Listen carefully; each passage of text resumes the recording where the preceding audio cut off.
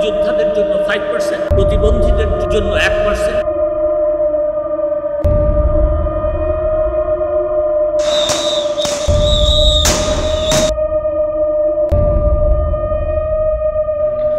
একটি আদালতের রায় অনেক সময় একটা জাতির স্নায়ু পরীক্ষা করে। 2024 সালের 21 জুলাই বাংলাদেশের জন্য ঠিক এমনই একদিন ছিল, যেদিন দেশের সর্বোচ্চ আদালতের রায়, রক্তাক্ত রাজপথ এবং নিখোঁজ ছাত্র নেতারা একসঙ্গে মিশে গিয়েছিল এক জটিল বাস্তবতায়। সেদিন ঢাকা শহর ছিল কারফিউয়ের ছায়ায় ঢাকা, রাস্তায় থমথমে নীরবতা। আর এই পরিবেশেই আপিল বিভাগ জানায় সরকারি চাকরিতে 93% নিয়োগ হবে মেধার ভিত্তিতে। মুক্তিযোদ্ধা পরিবারের জন্য 5%, ক্ষুদ্র নৃগোষ্ঠী 1% এবং প্রতিবন্ধী ও তৃতীয় লিঙ্গের জন্য 1% বরাদ্দ। নারী কোটা, জেলা কোটা ও মুক্তিযোদ্ধার নাতি নাতনিদের কোটা কার্যত বাতিল হয়। আদালত জানায় প্রয়োজনে সরকার এই কোটা ব্যবস্থা পরিবর্তন করতেও পারবে। কিন্তু রায়ের আগেই মৃত্যু মিছিল দাঁড়িয়ে গিয়েছিল 155 জনে, আর শুধু 21 জুলাইতেই নিহত হন আরও 19 জন। আর আন্দোলনের অন্যতম সমন্বয়ক নাহিদ ইসলামকে চোখ বাঁধা অবস্থায় নির্যাতনের পর রাস্তায় ফেলে যাওয়া হয়।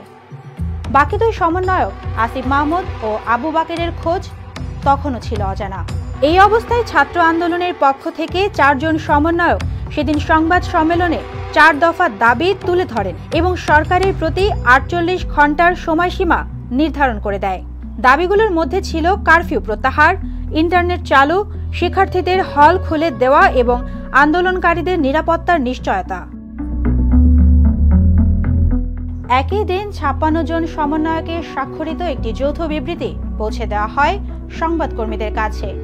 বিবৃতিতে সরাসরি অভিযোগ করা হয় সরকার 3 শতাধিক ছাত্র জনতাকে হত্যা করেছে, আর আদালতের রায়ের মাধ্যমে সেই দায় এড়ানোর চেষ্টা চলছে। তারা আরও জানান কমপ্লিট শাটডাউন কর্মসূচি আরও জোরদার করা হবে।